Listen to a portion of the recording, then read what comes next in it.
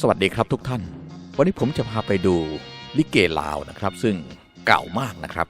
แต่ว่าไม่ทราบชื่อคณะนะครับไม่ทราบปีนะครับแต่ว่าเป็นฟิล์มหนังเก่านะครับซึ่งได้มาประมาณ25นาทีนะครับไม่มีหัวไม่มีหางนะครับก็เลยเดาไม่ออกนะครับว่าลิเกลาวหรือบางคนเรียกว่าเป็นหมอลำลาวแบบนี้แหละครับเป็นคณะอะไรนี่ตัวนางเอกนะครับที่อยู่ตรงกลางนะครับที่กำลังร้องนะครับเป็นเจ้าหญิงนะครับนี่ผมดูจากหนังที่ทั้งหมดแล้วนะครับก็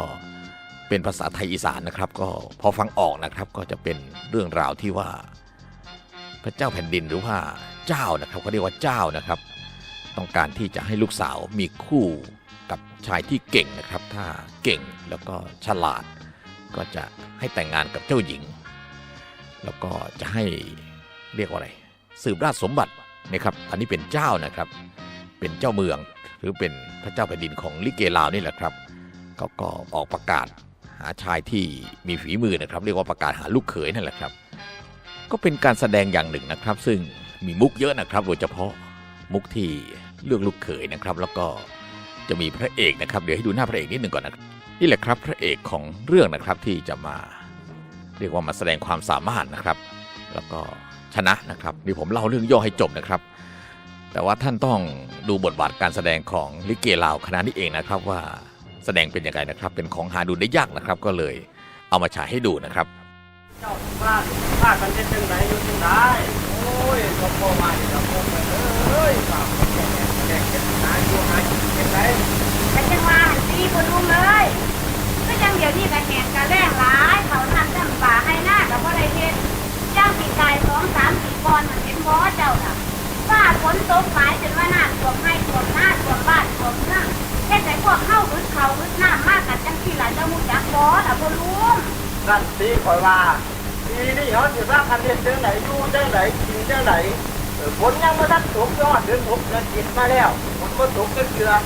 ขอญาติเขาก็กันตายทุกปีนี่มันแล้วก็จะว่าคือกันมันแล้วฟ้องถ้าเฮ็ดไงเฮ็ดหน้าฝนก็บ่ตกจ้าจ้าเขาก็อึดอยู่ไม่กินแล้วมันก็ได้เฮ็ดมาได้2-3 ปีมาแล้วมันลาปีกายนี่โตก็โตหลายโพดหวังอ่อนเพื่อนอ่อนชาติเอาคนลูกเห็นจังไหนซอยออกหาทำมาหาได้ก่อน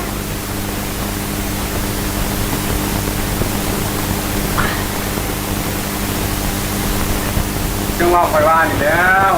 3 ปีที่ผ่านมาเนี่ยกับป้าพ้นกับพ่อง่วยให้อะ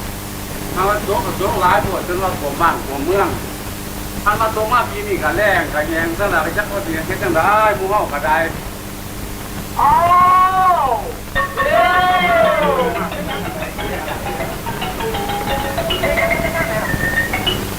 อ้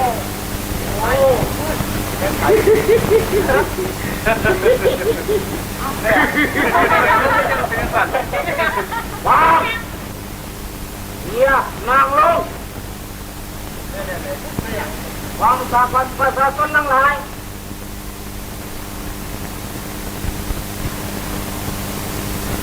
เดี๋ยวนี้เป็นคำประกาศของเจ้าชีวิตพวกเจ้าโหเหลือบอถ้าหากว่าผู้ใดมีลูกสาวงามๆไปให้เจ้าชีวิตไปเห็นบ่โอ้ก็เป็นแม่ลูกสาวเจ้างามนะเอาเจ้านายลูกสาวเขาน่าจะงามตัวเดี๋ยวที่เจ้าใส่ลูกชายเจ้าที่ดินนะนะไปเองลูกชายเจ้าที่ดินอะไร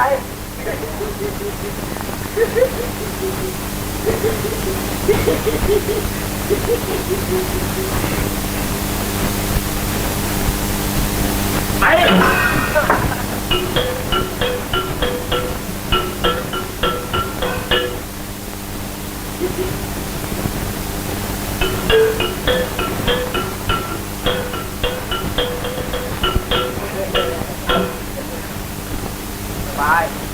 ฟังให้ดีๆเด้อราษฎร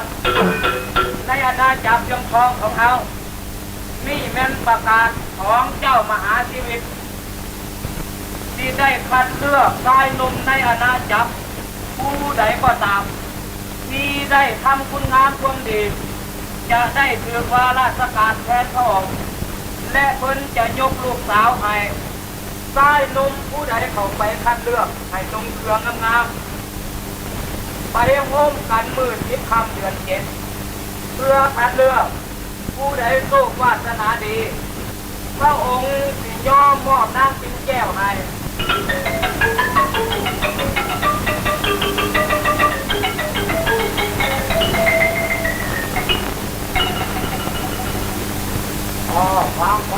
ฟังพวกเจ้าเข้าใจแล้วนี่เดี๋ยวนี้พวกเจ้าคันมีลูกสาวงามๆล่ะเอามามอบให้ใครก็ได้ใครเป็นลูกมันเป็นตาตั้งแค่มันเอาซะว่า โอ้ไปถึงลูกหลานมันก็ใครเจ้าว่าแล้วทานมาดูก็เข้าทานเมืองกุเรตานี่โอ้เจ้ามหาชีวิตของเข้าพอดีหลายมันก็เลือกสั่งมันหนักเป็นผู้ใดกันมีความสามารถเข้าไปแข่งขันได้ทุกกันทุกคนโอ้เจ้าเนี่ยเป็นบ้าพ่อบ้าจังไหนเนี่ยมันต้องผู้งานผู้นี้แต่นาเดินเข้าไปเลือกได้ลูกสาวคนนี้ต้องผู้งานผู้นี้จังเสียเป็นผัวขององค์จริงโลกของเขามันเป็นจังสั้นคือมือยักษ์กว่าเจ้าเป็นบ้าจังไหนก็อาชีพของเขาเป็นว่าอย่างนั้นแล้วมันนานไปไหนหรอไปนี่นะพูดนั่นก็ว่าจะไปขั้นเดียวขั้นคนจะได้ยังเนี่ยเราจะว่าวันนี้อันเจ้านี่สิไปคัดเลือกนักเรียนใดธรรมดาผู้ใดเอาไปคัดเลือกต้องรุ่งนั่งจบงามต้องคนเจ้าห้างตามที่ค่อยสิไปคัดเลือกเจ้าเขาบันนี้ผู้ให้บันนี้ไปผู้ใดเหรอแอนก็มีนางมาเนี่ยมุนเจ้าเยอะสมองจังสั่นก่อนเจ้าที่มีคนดีเฮ็ดอันไหนไปน่ะคนก็คิดคนที่แล้วล่ะโดพวกเจ้าน่ะค่อยตั้งแต่มือสิไปแข่งขันแย่สุภาพกันเสียงกันหลายอันนี้คนในติดประกาศไทยคนทำเป็นไทยมาประชาชนน้อยใหญ่คอยไล่นำเขาข้าวนี่ให้นำพุงมันจะหาว่าให้นักพญาลูกสาวเป็นประชาชนไทยมาไปเที่ยวก่อนข้าวนี่ให้นำไหนไปห้อง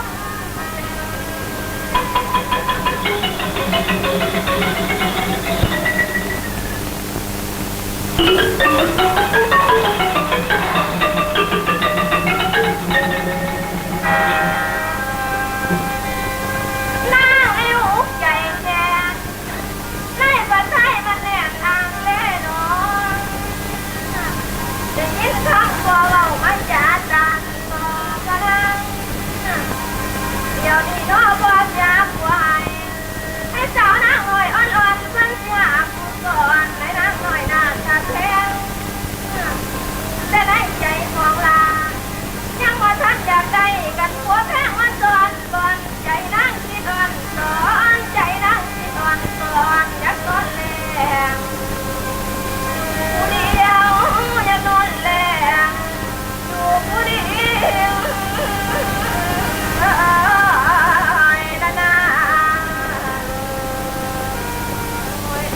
ได้ยินข่าวว่า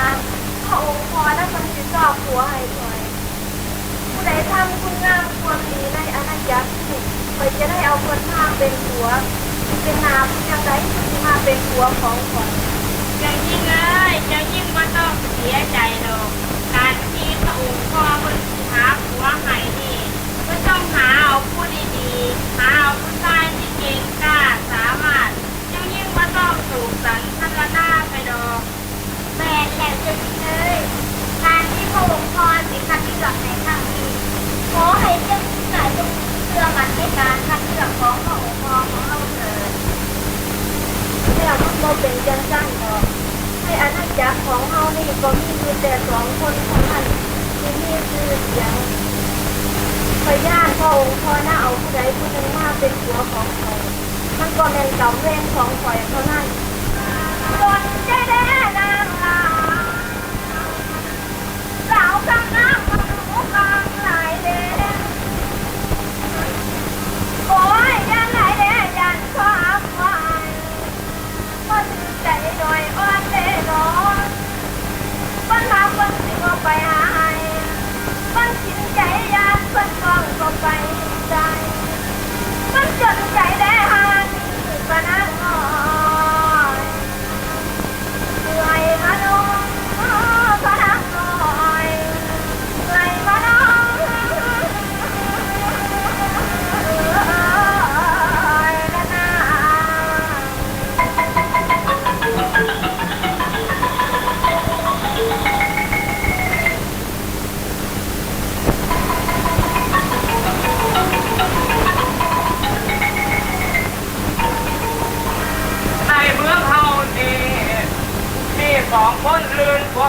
ประชาชนคนในคับขังแมนที่มาเตาหักหอม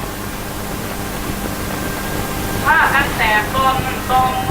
คนก็ลังเขามาหลายผ้ากันย้ายเป็นก่อนที่ท่าลังในเมืองเฮานี่ท่านสองคนเลื่อนพวกเปิดมีนายพลผู้มีฤทธิ์เดชาอันมีหน้าผัวเขาทั้งเศรษฐีแจ้งเจ้าพราะข้าใหญ่เงินหลายเขาจังได้อธิบายก่อนในทางลำต่อประชาชนที่ลังไหลเขามาโฮมกันมือนี้ล้วนแล้วแต่เขามาแข่งขันเลือกคู่ของเจ้าหญิงแต่ว่ามีสองคนลืนกว่าเพิ่นมีนายพลเป็นนักรบมีธนูฤทธิ์เดชาผู้หนึ่งคือเศรษฐีเป็นเจ้าของที่ดินเคืองหนึ่งในอาณาจักร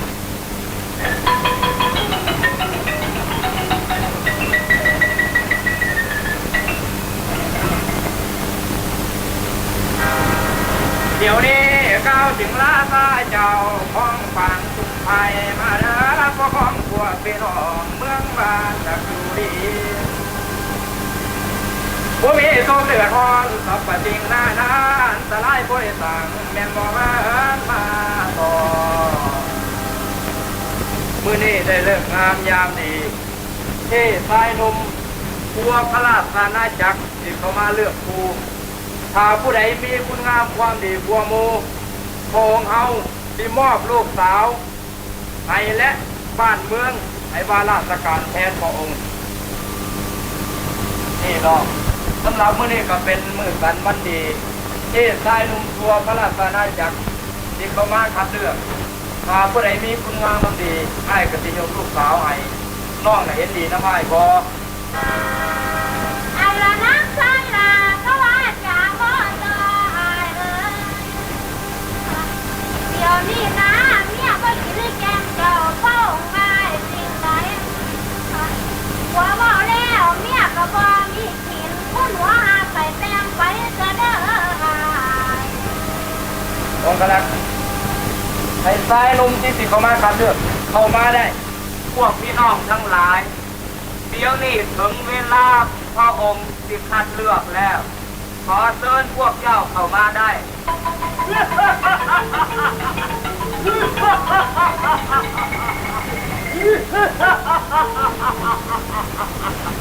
เอานายพลธนูผู้ยิ่งใหญ่ได้ยินข่าวคำประกาศของพระองค์ได้ประกาศให้สายลุงมาคัดเลือกเอาราชธิดาสาวของพระองค์เอาคุณนายพลจะเข้าไปคัดเลือกได้ตามสมควร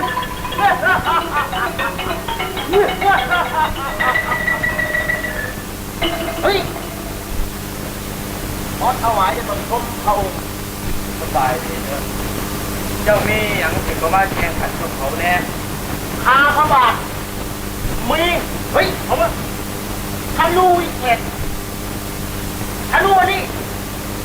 มันสามารถยิงได้ไกลแสนไกลลูกของมันตกอยู่บนไหนมันก็เกิดเป็นไฟลุกไหม้บนหันข้าพระบาทอยากจะขอถวายธนูให้แก่พระองค์หากพระองค์ทำเอาธนูอันนี้ไว้ศัตรูก็ต้องย่านไปทั่วทุกแห่งหนขอให้พระองค์จงรับเอาธนูของข้าพระบาทไว้ก่อน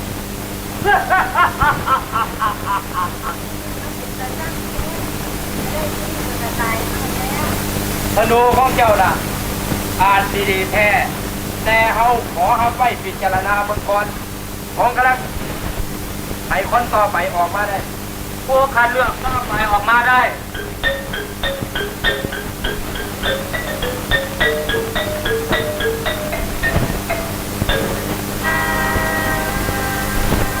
เศรษฐีเราได้ออกละขี้หาพวงใหญ่เห็นประชาชนได้น้อยก็ไหลเข้าสู่นครเมื่อนี้เศรษฐีหูทราบแน่ว่ายังย่ามาถึงเพราะว่าถึงนครหลวง กะเราเจ้าบ่มีสาก็ได้ขึ้นเต็มทีและก็ได้ยินข่าวว่าพระองค์เจ้าเลือกผู้ให้ลูกสาวของท่านและก็ได้โห่แล้วเสด็จเป้าเดินทางเข้ามาสู่พระนครและก็บุรีมาถึงพอดีก็ได้เด็กที่จะเข้ากับไปหาท่านซะก่อน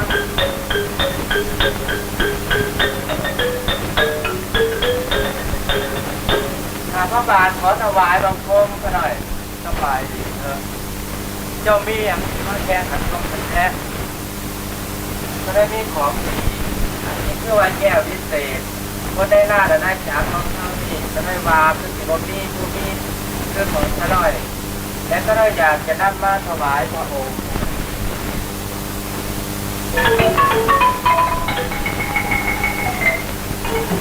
โอ้แก้วนี่ครับแท้ราคามันขึ้นหลายเนาะ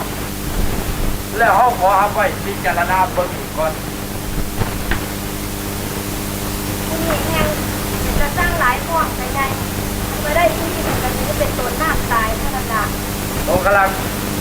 มันจะบอกพูดที่เขามาแข่งขันอีกนะพวกพี่น้องทั้งหลายมดระบอกพูดที่เขามาแข่งขันเดี๋ยวนี้มอเป็นที่ผิดรายการแล้วโอ้ยยังกันเลยคนนึงเลย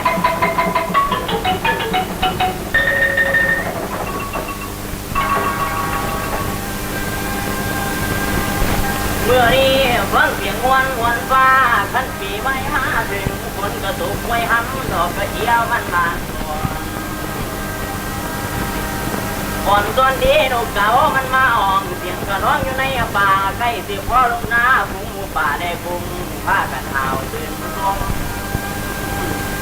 มองเห็นไม่ดาวลมถ้าลมดวงละดูการพวกเมื่อยพวงฟ้าขันคืนบ้านอยู่ในดาวฝูงหมูป่ามันละกะหาวไปหาต้มน้ำใหม่เบิ่งมันไหลลองขึ้นไปต้มก่อนอยู่ตรงนาใกล้สิพ่อตุกาพวกสาวหน้าก็ต้มตื่นเหมือนตาเหลียวขึ้นฟ้าข้าน้องหน่วยเป็นหมูบุญพวกเกียรทองจนอยู่ตามพวกหน้าห้องนั่งมาน้องที่ไหลกันหลังลงนอตามเจอ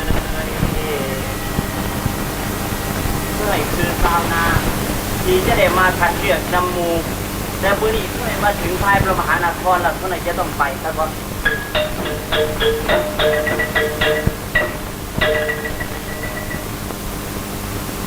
ขอถวายบังคมเถิดพระองค์สบายดีเถอะหมอนี่มาเห็นยัง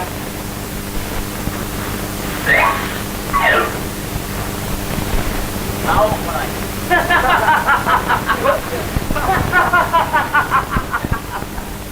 เฮ้ยพวกบ้านนอกเอามาให้ยังเจ้าดาวเขาไม่อยากเขาบ้านนอกเอาเขาไม่ได้เมืองคนว่าต้องการของเขาต้องการแต่เพชรได้แก้วคนเด็ดสีและนาคนเอาเราหมดคนเขาหน่อยอันนี้เป็นเขาท่านผสมเด็กน้องผูมันดีบรบัตมันดีเอาคุณใจเข้ากันจะได้ห้ามผลดีถึงนาแล้วดูเกี่ยวเขาก็จะได้เกินกลัวเขาธรรมดาตั้ง6-7 เท่าใช่เกิดให้แน่มาตายก็เป็นจังอันนี้มันเป็นแนวนั่งเขาของดีอันประเสริฐผู้ใดเปิดได้เขาทั้งเขานั้นก็ส่วนตายขอเตือนพี่น้องอายพวกพ่อแม่ที่มาฟังอยู่คอยจำเอาสายอย่าสะลืมความเบา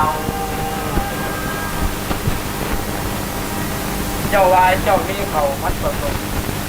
เฮ็ดน้อยๆก็ที่ได้หลายๆแต่เฮายังบ่ทันเชื่อเพราะว่ายังบ่ทันได้ทดลองเบิ่งเขาสิมอบน้ำให้เจ้าทงหนึ่งให้เจ้าไปเฮ็ดแล้วปีหน้าฟ้าใหม่จะค่อยมาแข่งขันกันอีกเทื่อนึงพวกพี่น้องทั้งหลายได้ยินบ่พระองค์ของเฮาว่าเข้ามาแข่งขันกันเทื่อนี้เพิ่นว่าปีหน้าฟ้าใหม่จังมาแข่งขันกันอีกพวกเจ้าจำได้แล้วบ่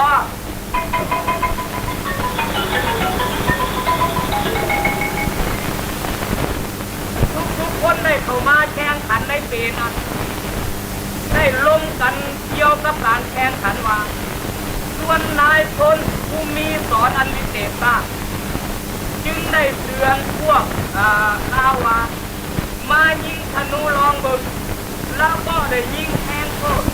ตกใส่บ้านเพื่อนให้ประชาชนเดือดร้อนส่วนเศรษฐีแล้วตกแทงตั้งให้พวกของเราไปสืบสวนเบิ่งว่าบ้านเมืองใดสิมีแก้ววิเศษของเราแต่แล้วไปสืบเบิ่งว่ามีบ้านเมืองใดที่มีแก้ววิเศษคือของเรามันว่าพวกชาวนามีแต่ความลำบากภาคเพียรเฮ็ดไร่เฮ็ดนาของเราเลยคัดค้านแล้วว่าเจ้าสิเฮ็ดทุกข์เฮ็ดยากหยังบ่มีหวังดอกอย่าเฮ็ดทุกข์เฮ็ดยากหยังแท้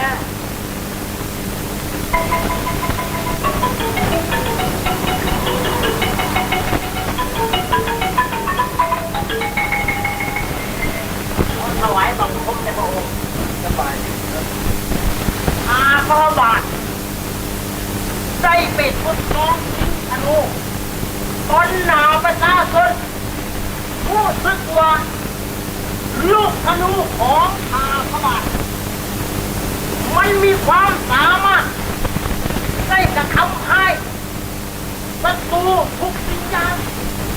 มันมีฤทธิ์เดชอย่างมหาศาลเขาหูแล้วเพราะว่ามีคนมาบอกเขาว่าลูกธนูของเจ้าไปตกบอลไหนสร้างความเดือดร้อนให้แก่ราษฎรของเขาบอลไหนราษฎรของเขาต้องการแค่ความถูกก็ต้องการสงครามหาดวงเอาเลยว่า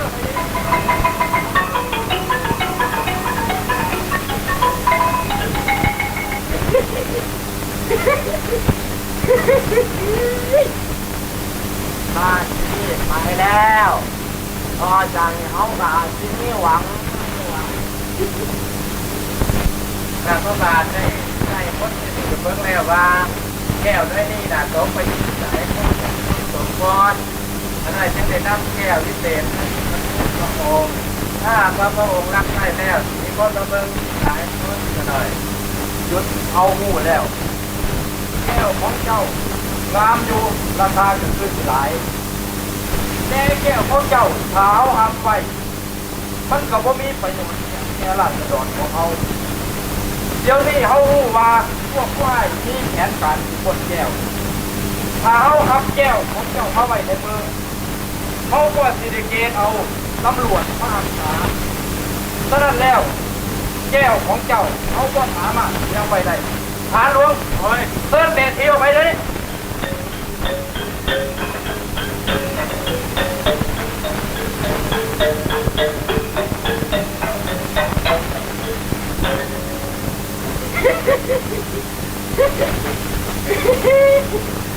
ไปแล้ว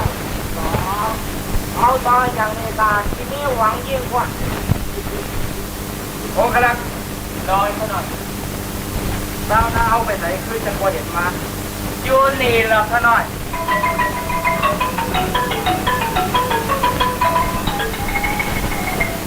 ขอถวายบังคมเลยพระองค์สบายที่เฮาให้เจ้าไปเห็ดนาตรงนี้ผลรายได้มันเป็นยังไงแน่ผลรายได้กฎของความมุ่งมา่ปรารถนาคือเท่าไหร่มาไปกับพระองค์เอามาเบิ่งดูเฮ้ย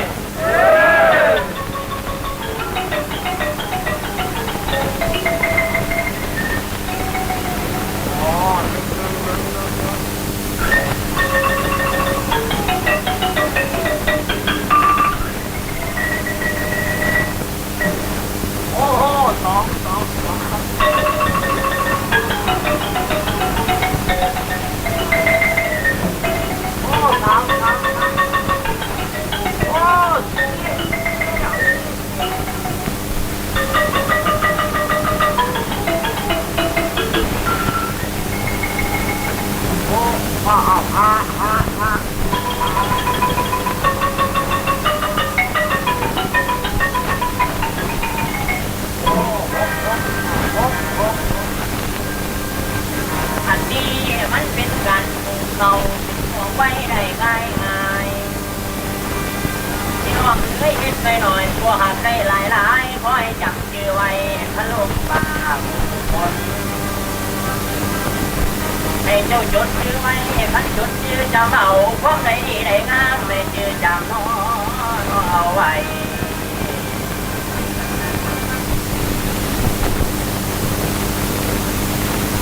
โอ้เขางานดีแท้แค่หน่อยก็ได้หลายสมกับพวกลาวว่าเขาได้ดีใจ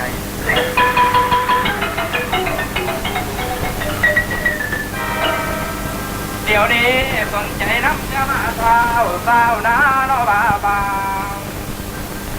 ในวันนี้เบาสบ่าบ่าวสาวข้าวนี่คอยฟังเขาสิย่อนางไงย่อเมียบิงย่อเมียจริงจริงแจ่มมานั่งหน่อยเป็นกระทั่งขอซอยมูลมันตั้งแต่เขาหวยที่จับเจ้าประทานข้าวจงลาพานับตั้งแต่มือนี้มาเป็นลูกเป็นเต้าเท่าที่เวทอาวสานต้องมีการแต่งงาน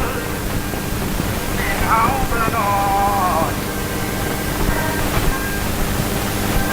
ว่าทำทานไปนั่งบ้านลามทำทานยังโอยทำเป็นอะไรสิ่งร้ายมาเสียใจสิ่งที่รวยที่คนมาเลยก็ยังหายมาทองต่างวันไรละแบงเลี้ยงไงก็ยังว่าลองมาใครแต่ละแบงแต่นั้นร้านมาพูดทางร้านมาพูดทาง